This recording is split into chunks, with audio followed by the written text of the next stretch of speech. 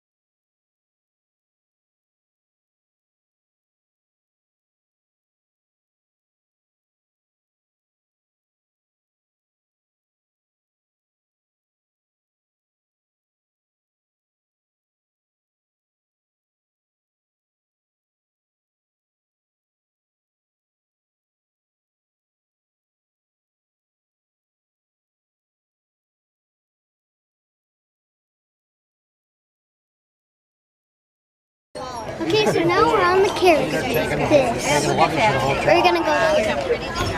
Yeah, we're gonna learn about the island, huh? All right. Like with me, but not for you. So, as you heard, my name is Dylan, and I'm from Romania. English is my second language, so it will be hard for me to speak, but I think I will be good. So, no more excuses. Yeah, in the left side we have the left. Yeah, it's Preston. Actually, I live here. And in the right we have Clifford. Say hi, Preston and Clifford. Hi, Preston and Clifford. Yeah, thank you. So, in front of us we have Market Park, yeah. And in the center of the Market Park we have the statue of Father Market. He was a missionary who came just to visit the Mississippi River, but I think he failed because here is no Mississippi River. And when they made the statue, they had no pictures or documents who can relate how Father Market looks like. But the artist saw the opportunity and made the statue after himself. There are 5 statues with the Father Market, and one is Ferry, but I think this is the best selfie ever. On the right side we have the Museum of Dr. William Beaumont, dedicated to Dr. William Beaumont. He became famous for his discoveries in digestive process. After a young man shoot accidentally and in the stomach, and the wound Dr. Beaumont saved his life, but the wound never healed. And he made some experience with that person. Which one of he put some food in the hole, and that he discovered that the food is digested by enzymes and not the muscles. Gross experiment, but in the name of science. The left side we have Civil War veterans. Yeah, memorial. And in the right side we have our United States Post Office of the island. There is something funny at this post office because they don't deliver the mail. You have to come here and pick up your own mail. These 2 cream-colored buildings used to be a warehouse and office for John Jacob, the first American millionaire, and he was the first trading. Yeah, thank you. There is the police department. There are emergency vehicles, including firefighting and an ambulance and police car. We use because we don't trust in horses that they will arrive at the time when they need it. This is the most important building of the island because here I live. Just enough. I live here too. Yeah. On the right side we have Benjamin Blacksmith.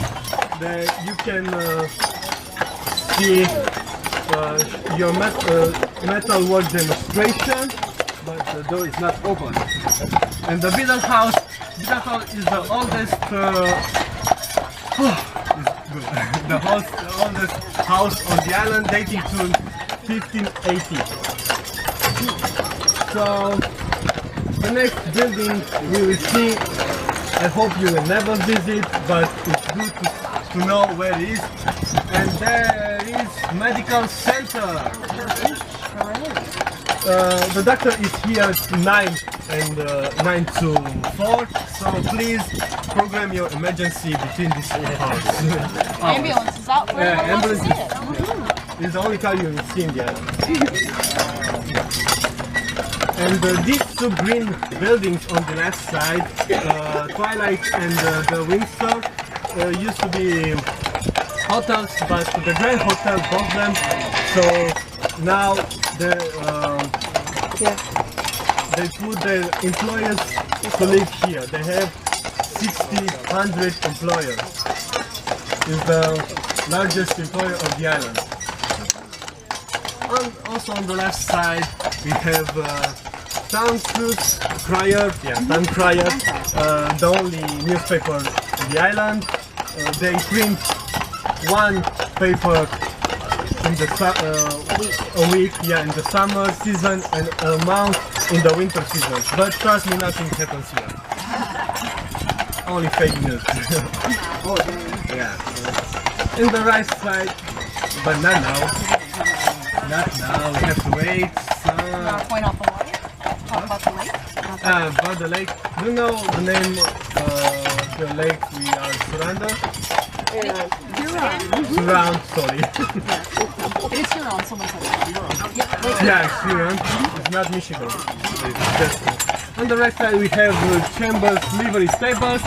Used to be our taxi stables, but we moved it up, and now we keep here only our wedding and horses, wedding carriages and horses. I think that was it. Yeah.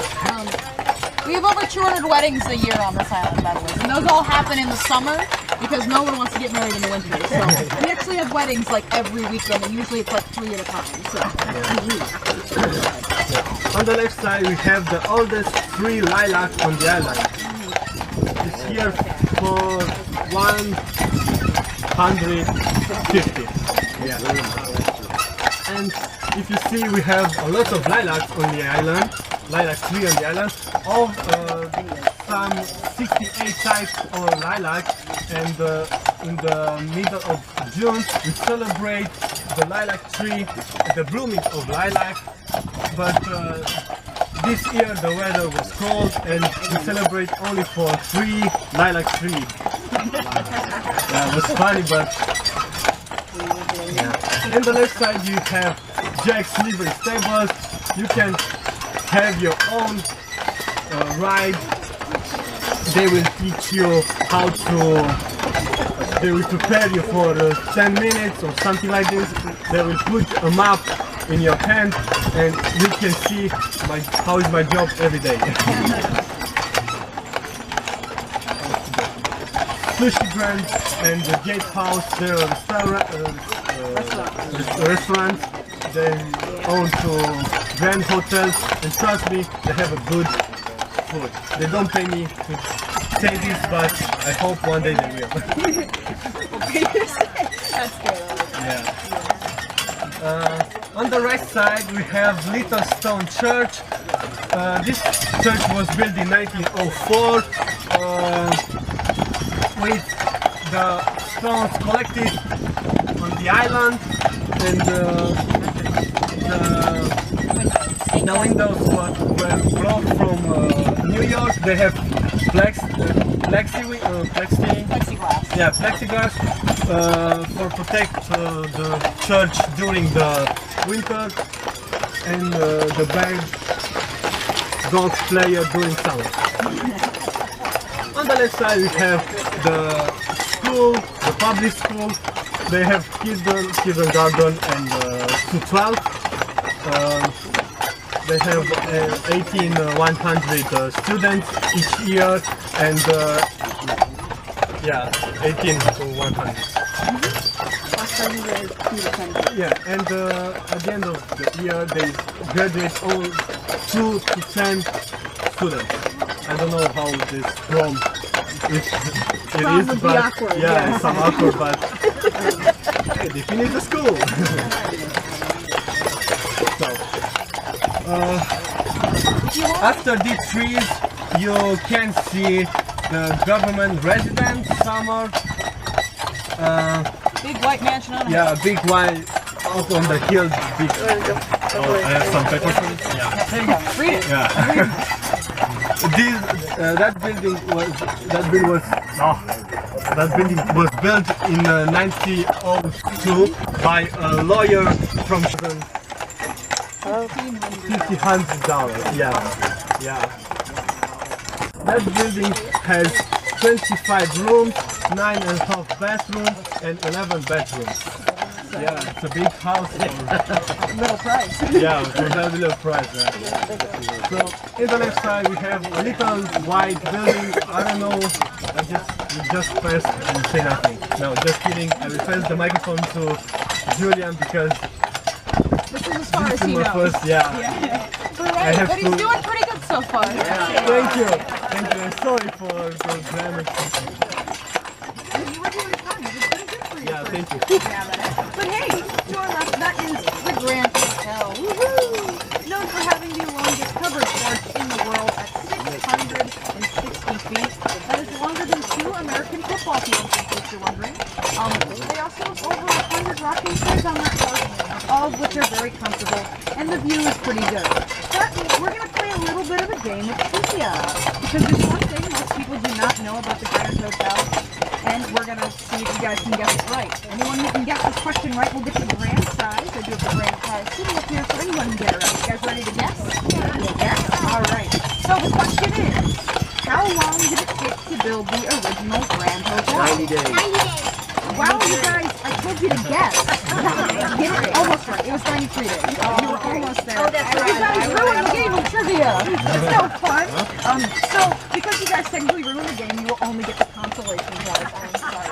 But hey, the consolation prize is if at any point in time you see some free fudge on the ground, we'll stop this and you guys can go pick that up. Alright. But yes, it was built in 93 days. Originally, though, it was supposed to be built in 90, so that's probably where you did that thing. So the people who wanted this hotel built were 2 railroad tycoons and a steamboat tycoon. They wanted people to use their forms of transportation, but people don't go places unless there is somewhere to go. So they wanted a hotel, and they expected guests within 90 days. So they told the workers if they finished it in 90 days, they'd get a really big bonus. And those workers tried their hardest. They built from the outward inward just to save time. They also had 2 sets of workers, one to work during the day, the other to work at night. So you got 24 hours of continuous working at all times. And you know what? They should have finished it in 90 days because they were on schedule. However, around the 80th day, the workers discovered that a bonus that they were promised if they finished it in 90 days was only for the CEOs of their company. Yeah. So needless to say, in a stand of protest, the wall fell in due to unknown causes, and they had to spend an extra 3 days fixing it. Despite it being cool that they had to spend 3 days fixing that, they then had to spend the next many years fixing everything else. Because when you were building kind of fast, you do skip over some minor details, such as measuring. Sorry, I'm trying to look back, see if there's any horses in there. And even today, there are stairwells that are slightly crooked. There is a pillar that doesn't touch the ceiling, and in one hallway, as you're walking through it, you'll suddenly drop down a couple inches. The best part is they can't even fix it with today's technology because that's a historical building, and they can't mess with the foundation. They did, however, add an extension. If you look to your left, there is a gap between 2 balconies and a bit of a seam.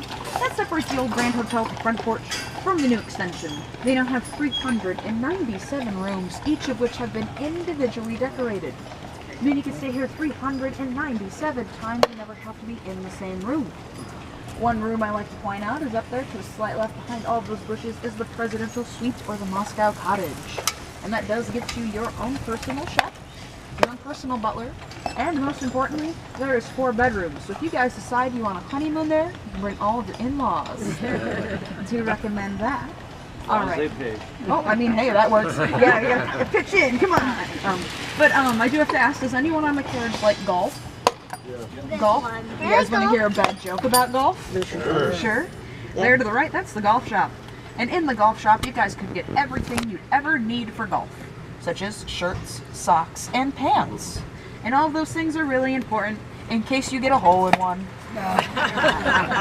Behold, the lame joke, and that's why I put a disclaimer in front of it, because anyone sitting on that carriage, hi, and anyone sitting in that building does get to hear me say that joke every time I'm parked here. Hooray! Well, you guys are actually pretty lucky, because not only do you get to hear that bad joke, but all of my jokes do go uphill from here. So. Nice. Now here to the right, we have have them passing a golf course. That is the Grand Hotel Golf Course, otherwise known as the Jewel. And this is the front nine or the Grand Nine. And on this golf course, you can use golf carts. However, golf carts are still considered motorized vehicles, and it's illegal for them to touch the pavement or get going on. Now, I did say that was only the front nine, though. If you want to get to the back nine, which is back in the woods, you actually have to take a 25-minute or a buggy car ride to get back there. You may not drive the fancy little golf cart. It is fun, though, when the Grand Hotel has to move their golf carts. They actually have to put those golf carts on a wagon and then drag the wagon around. Now, if we look to our left, we'll see a driveway and a gopher. Beyond that little driveway, you used to be able to find the old Grand Hotel stables, but those stables do not exist anymore. Because when they were doing some routine maintenance a couple years back, they discovered that their foundation was crumbling. So I guess you could say those stables are pretty unstable. Either way, you can't have an unstable stable. So they built new stables, which are green and red and to the right, but we're behind this tree. Hooray! We can't see the stables. We will see the stables as we continue on up. For now, they're green, they're red, they're barns. But those green and red stables do double as a free museum. The fact that they're free is surprising considering it takes $10 to put your pinky on the front porch of the Grand Hotel. Now, in those stables, they do have antique carriages from the 1700s to include a sled that Santa gets to use when he's here because he gets a special sled for our wonderful island. They do have blurbs about all the horses they use, and it is the only barn I've ever seen with a chandelier in it. Do what you will with that information. The only other barn people have said they've seen a chandelier in is the one for the Budweiser Clydesdales. So, something about those fancy horses get some fancy chandeliers. These guys get cobwebs. Hooray! But they wouldn't care if there was a disco ball over them, so whatever. Now, we are stopped on this hill because while these two are 100% strong enough to take us up this hill without stopping, if you guys were to walk up this hill, you'd want to brake as well. So, we get little stops here and there to catch your breath. And when we are stopped, my foot is on the brake, meaning I'm holding up the weight of the carriage. Not bad. But we're going to continue on now. Come on. Didn't that include you? Not just slipper. There we go. Alright. So I am going to talk a little bit about horses. There to your right, you'll see the barns. Because we do in fact have horses on this island. Our company actually typically uses one of three breeds.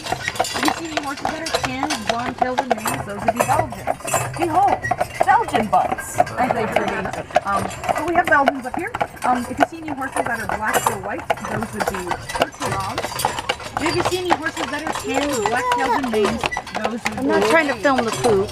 Now, there's one breed of horse that I mentioned before that people like to ask about, because I didn't mention it again, and that's Clydesdales. And people like to ask about Clydesdales because everybody likes Clydesdales, right? Budweiser Clydesdales are pretty cool, right? Well, the problem with Clydesdales is Clydesdales are pretty. And that's it. They are very beautiful horses and not much else. Over the years, they've been bred to be as beautiful as they can, not to actually pull anything, and this has resulted in many modern Clydesdales having weaker ankles and knees, meaning they can only pull about 1.5 to 2 times their own weight. These guys can pull 3 to 5 times their own weight, so it's a little bit of a difference. That's also why if you guys ever get to see the Budweiser Clydesdale slide, you will notice that there's always 8 horses and they're always pulling an empty wagon, because they can't even pull light beer. One more serious reason it has to do with the fact that Clydesdales have a very high maintenance cleaning schedule. Whoa. That nobody wants to put up with. So, we just don't have them because of that extra workload. Alright, so we just came up Grand Hill, and if you were to go down Grand Hill on a bicycle and not use your brakes once, you could reach speeds up to 50 miles per hour. Which seems pretty cool, but going that fast is dangerous and illegal. We have a speed limit of 20 miles per hour here. Now, that speed limit is not strictly enforced, as on a bicycle you don't actually know how fast you're going. But if you were to go down this hill and you were to excessively speed, weave in and out of traffic, or possibly even text and like, oh, and a cop did see you, he'd get on his own bicycle, he'd pedal after you, he'd pull you over, and you would not receive a speeding ticket, but you would receive a reckless endangerment ticket. And that is a $100 souvenir you guys don't want to take home with you. You can also get points off your license. So use your brakes. They're there for a reason. If you guys actually want to be the best pedestrians on the planet, they have free maps downtown. Read at the back of those is they have road rules. Thank you. If you don't want to read because this is your vacation, who wants to read on vacation? The long and short of it is, horses can't read. They don't know the road rules. So even if you are in a crosswalk, please look both ways for crossing. Horses will not necessarily stop for you. Thank you. All right. Do you know how many horses are on the island? I have an approximate number. I do not have an exact number because people have horses that I don't know about. So I know that our company has somewhere between 300 and 400 horses at any given time. The number varies a little bit based on what we bought and sold. So we have those horses, and they should technically all be here by now. It is almost peak season. It starts right after 4th of July, so like should be all here by now. And then there's the other companies to worry about, and I don't know exactly what they have, but I do have approximate knowledge. So I'd say during peak season, when we do in fact have all of our horses here. Michigan. Yep. They like to remind you right off the bat. And that's the bumpiest part of the tour. But now that we've got through that part, it's going to be pretty much smooth sailing, I hope. And I'm going to be sitting up here. Don't tell me. Because this is probably the most dangerous spot on the carriage. If I fall between those tugs and those wheels, it's a story without a happy ending. But I really trust Andrew. He's a fantastic driver. And if I didn't trust him, I would just sit down here in front of the bar and I would just ride like this the entire way.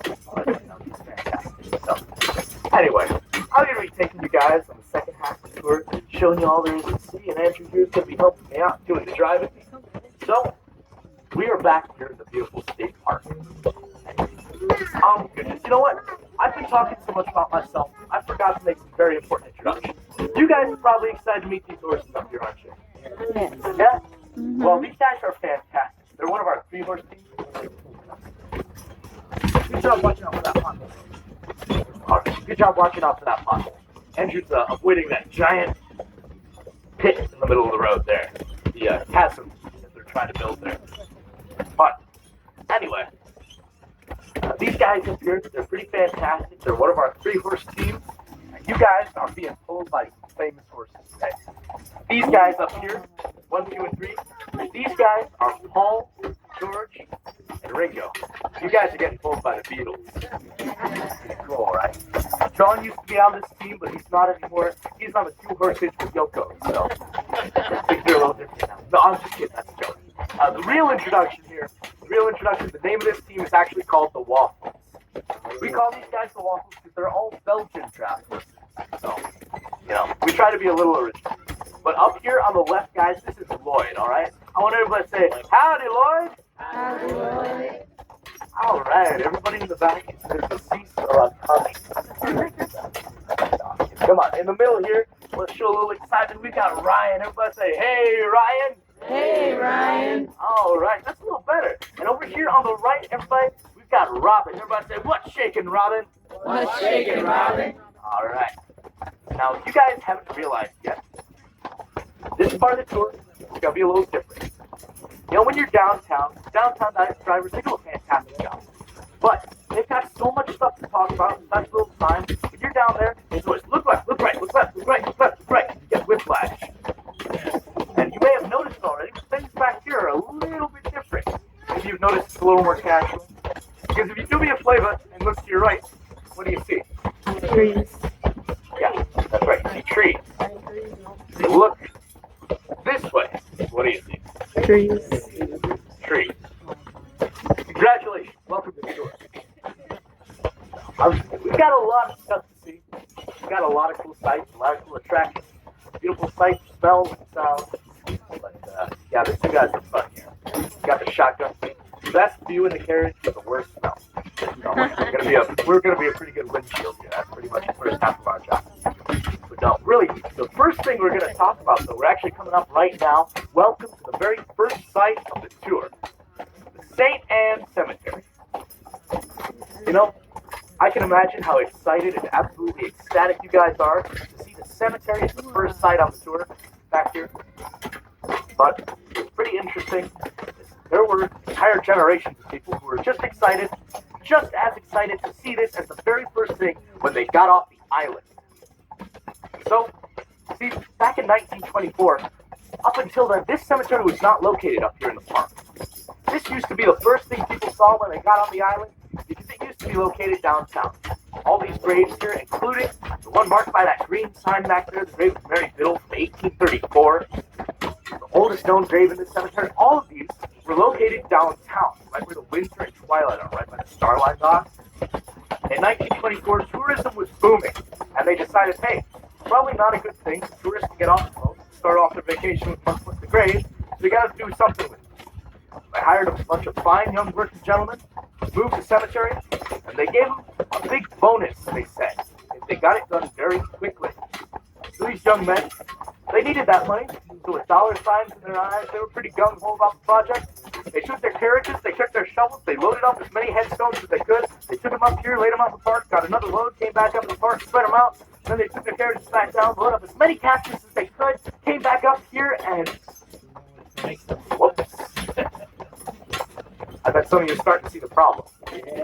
They took the headstones, they took the headstones first, and when they brought up the caskets, they weren't entirely sure that they had the right ones. Yeah. So that's kind of the problem, you see. It's a little harder, right? And I apologize, folks. We may have a little bump going up here. We're going to make this turn just fine, but we don't have a very wide turning radius on this carriage. In fact, if you're driving carriage number 5 today, oops, there we go. And this one, carriage number 5, we call it the tub, because it only has about 12 to 15 degrees of turn on either side. But you guys are pretty lucky, because number 13, you're not riding on today. That one's called the coffin. But anyway, yeah, so part of the cool history of St. Anne's Cemetery, most part's probably interesting and gross, still pretty neat. And over here on your left, we have the Protestant cemetery over here. As you can tell, just like the good old days, we still have 2 solid stone walls to separate. And back there you can see another little green sign. That is the grave of Miss Harriet Mitchell.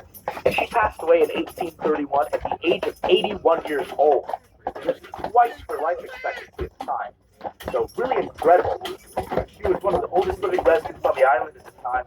And she contributed to longevity, never getting married and never having kids. The entire front row is due. I'm going to be living beyond 110. All jokes aside, here on the left, we also have the post cemetery of Fort Mackinaw. There are 111 graves inside, but 39 of them are still unknown. Many of the graves used to be marked with wooden crosses, very simply painted, or etched very lightly. So 39 of the soldiers are unknown, and we do fly the flag at half-staff year-round for the unknown soldiers here. One of only 5 places in the world that does that. We're amongst the likes of Arlington, Gettysburg, Punchbowl, Honolulu, the site of Pearl Harbor. We're also, the very last one, Normandy, France. We are the final 5th to fly the flag at half-staff year-round for the unknown soldiers. And there are many.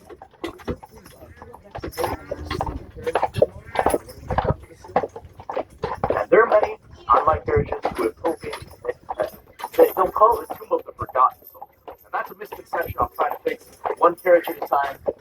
But I like to make the distinction that we don't have the Tomb of the Forgotten Soldier, we have the Tomb of the Unknown Soldier.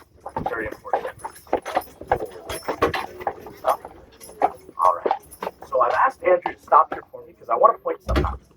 You guys see this beautiful limestone arch over here? Backside of the cemetery? It's got wrought iron gate. Pretty scenic, isn't it? Peaceful, serene back here. But there's something kind of strange about this picture.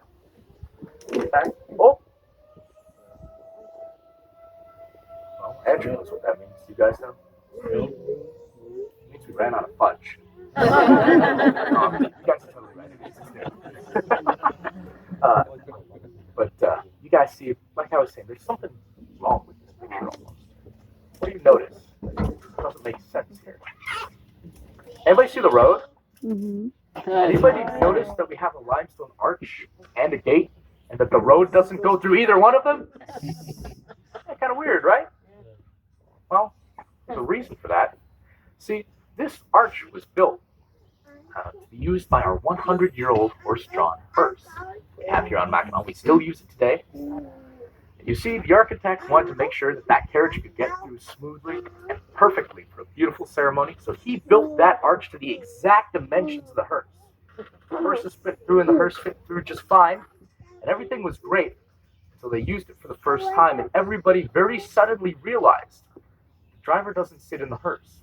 There's already somebody in there. The driver sits on top. And he found out the hard way the first time he tried to go through. Yeah, so he found out the hard way, and he almost got decapitated by that arch trying to go through there. And so much to everyone's chagrin, we decided to keep there and just put the road behind the thing. We didn't have to worry about it, because if we tried to drive through that again, poor George, our first driver, would become a headless person, right? Cue mutual groan. Terrible joke. But I only tell it because it makes the perfect segue. Even though I lose a little bit of my pride, it leads up here to our left. We've got a very bone-chilling sight, everyone. We have the infamous, you have a good evil laugh? You do an evil laugh with me? No? Okay. I guess that's what I'm paid for. But no, this is Skull Cave, everyone. That's it. One of the most historic and also most disappointing sights on the island. When I came here, I renamed it myself personally. I call it Jawbone Crawl Space. It's kind of a letdown. And when I was in 3rd grade, I saw that for the first time. I was on a school field trip here with my dad, and I was in 3rd grade. We came here in July, because my school is great at planning field trips. So we came here in the middle of July. It was very hot, very humid. And I saw Skull Cave on the map, and I said, Dad, check it out. Skull Cave, we have to go see it. It's going to be so cool. Road fine. We hiked 2 miles on a 93-degree day in July up that hill. Sadie's ice cream melting in one hand, Verdict's fudge melting in the other. And we turned that corner with one of the biggest letdowns you could have as a kid. I was expecting Pirates of the Caribbean. Got a rusty attic up there. No fun.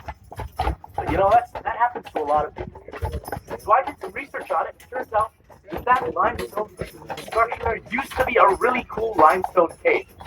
Up until the 1970s, Skull Cave used to be a limestone cave. Some say it was so big that you could drive this carriage in, turn around, and back it out. But not like that anymore, I'm afraid. You see, back in the 1970s, that all changed. When we had a big influx here on the island of the tie-dye. You know what I'm saying? And they like to party on the island. And they made the 1970s a bit of a hazier time. They like to party in that cave. People of the island, they said, no good. So, what could we do? Well, they came up with a solution, and in the interest of public safety, they dynamited the cave. Yeah. Real buzzkill. Oh well. So the cave, not as cool anymore, but still, a lot of history here on the island. This, we're stopping at Rifle Range. You take a look up to your left, you can see the flag flying at Fort Holmes today. Take a look down to the right, you can see the flag flying at Fort Mackinaw. You see all these beautiful natural mounds here. Like I said, these are all natural, and closer to the bottom, they're about 100 yards apart. Since 1780 and 1781, when British soldiers were garrisoned here at the forts, they would practice their marksmanship and their riflery here on the range. It's absolutely incredible. It's a cool piece of history. Now, some will try to tell you that back when they had these black powder muskets, they could hit targets accurately and up to 500 yards away. Nah, that's not true. That's horse fudge. As you know, I can smell it a mile away. It's not true at all. You see, soldiers back then, back in the 1780s, they had black powder muskets with smooth bore barrels.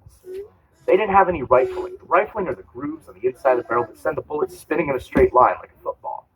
They didn't have any of that. So to use the term marksman back then, it wasn't to say they could accurately hit targets from hundreds of yards away. It meant that at 100 yards, a soldier was good enough to generally hit, usually, the size of about a person most of the time. So, still pretty incredible for the era, but not nearly as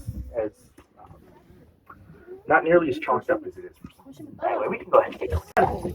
Especially because it was named Sugarloaf, because one of the British soldiers garrisoned here wrote in his journal, which we keep record of, that back in the day, in the summer, there used to be so many honeybees inside that as you walked past Sugarloaf, you could swipe your hand along the side, and your hand would come coated in honey. Well, there's also a lot of cool native history that surrounds that, because Mackinaw Island is said to be the home of the spirit creator Kitchi Manchu. Basically, the patron deity of the natives. So I heard a pretty cool story about sugarloaf here on the island when I was about 15 years old. From a modern Potawatomi medicine man, the last tribe. And it goes like this. See, they say many moons ago, sugarloaf was created much after Gitche Manitou had created the earth, the moon, the sun, the stars, the animals, and all the first people. And Gitche Manitou had loved his people, and he had loved them so much that he called his three greatest chieftains together to grant them each one wish. And so, the first chieftain was granted one moon's time to ponder his wish and decide.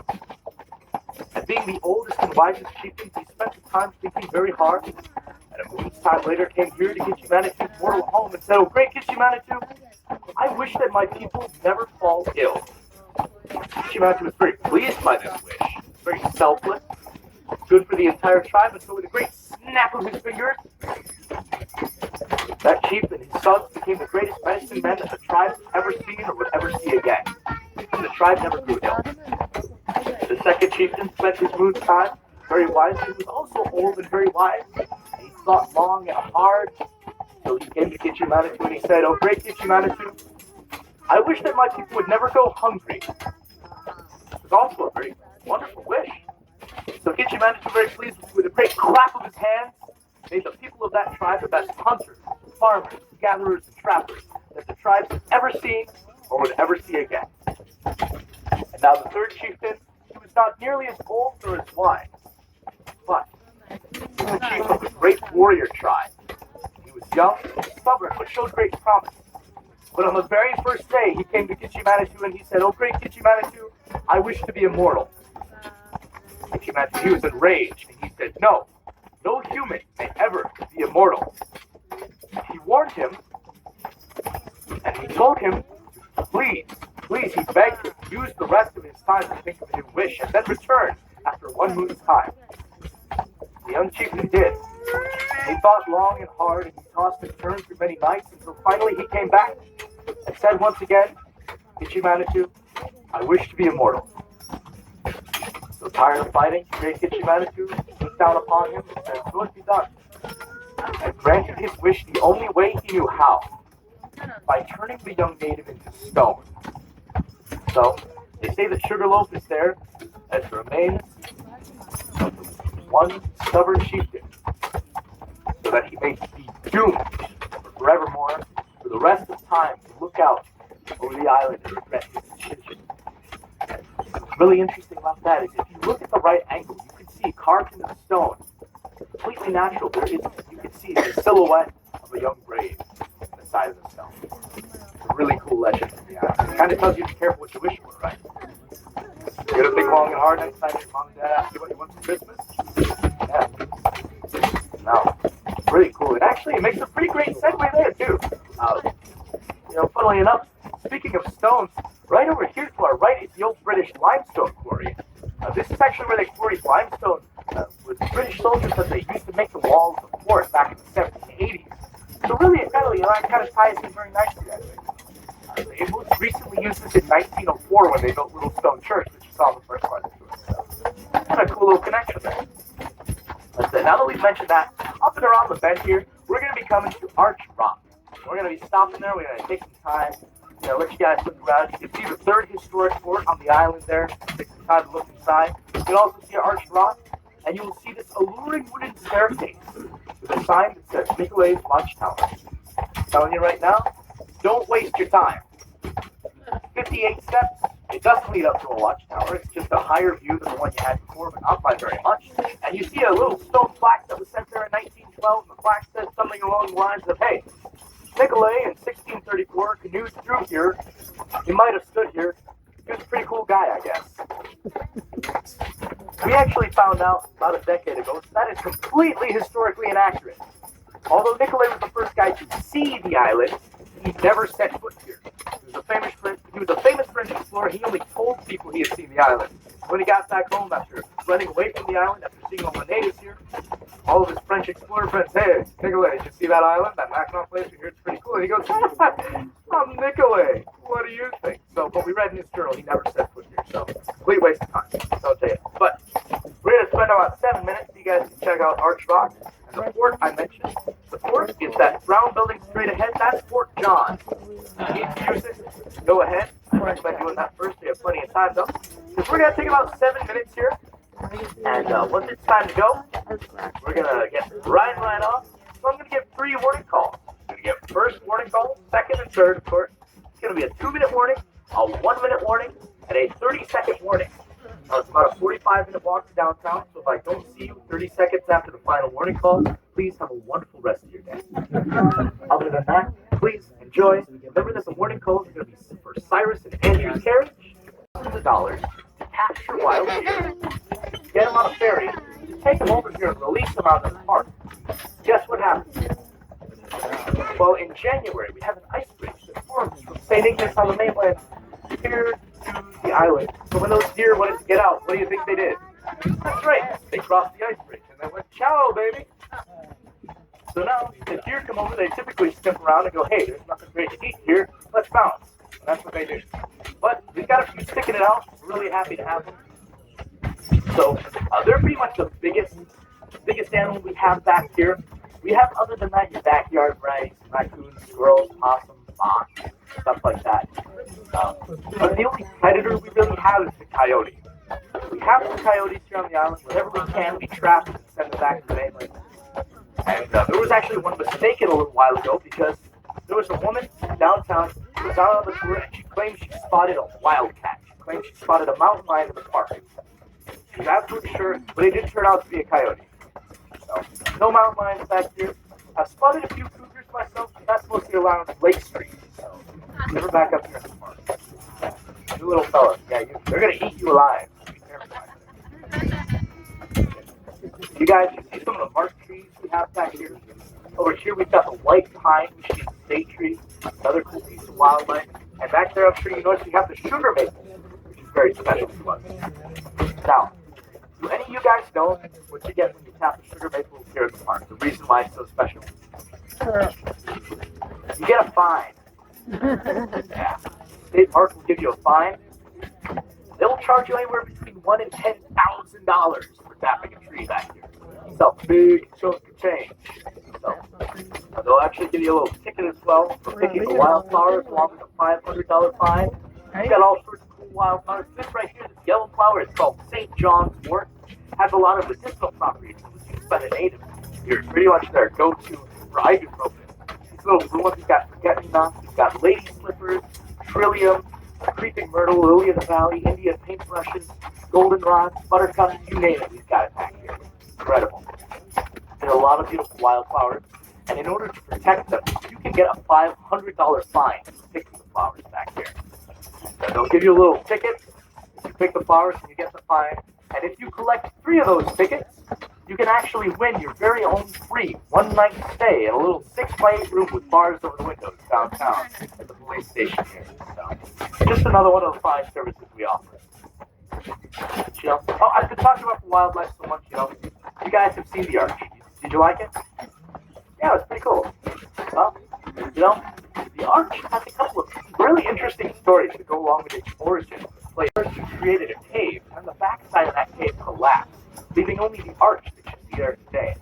And that happened about 10 to 15,000 years ago at 1 o'clock on April 27th. So, pretty fantastic, really incredible piece of history and science there. Again, I only threw in that last bit to see if anyone's paying attention. Sometimes you get to the science bit, and it's like jazz music. You get 10 seconds in, and everybody's brain just checks out. They don't understand. I do have to be the bearer of bad news, though. Some of you may hear this and be overcome with a great sadness or a sudden urge to cry. But, guys, this is the end of the tour. Sir, really, you can't cry. That's embarrassing. I get it. You guys have been fantastic. Really appreciate it. You've been a wonderful audience. You've even laughed at some of the jokes. That was great. Pretty great feeling, but I want to take a moment to appreciate you guys and these guys up front as well. These guys are the hardest working horses on the island, and Andrew has done a phenomenal job driving us today. So everybody, let's give a big round of applause for Waffles and Andrew. Now, when we get up to the fort, if you guys would like to stop there, we'll have one of the historical interpreters come out and talk to you guys a bit about what you can find in